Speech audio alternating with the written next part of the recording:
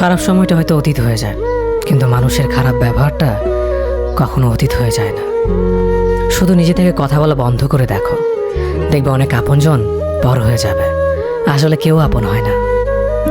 যারা তোমার ক্ষতি চায় তাদের আঘাত করবে না, তাদের সামনে একটু হাসি মুখে বাঁচবে।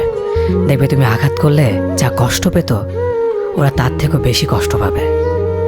যত মিশবে ততই মানুষ চিনবে, অভিনয় যে কত প্রকার হয় তা বুঝতে পারবে। সবাইকে তোমার সত্যতা জানানোর দরকার নেই, যে যা ভাবে তা নিয়ে সমালোচনা করতে দাও। বেঈমান মানুষগুলো কখনো অপরিচিত মানুষ হয় না, খুব কাছের মানুষগুলোই বেঈমান হয়। মানুষ চেনা শুরু করলে এমনিতেই বন্ধুর সংখ্যা কমে যাবে, এটাই বাস্তব।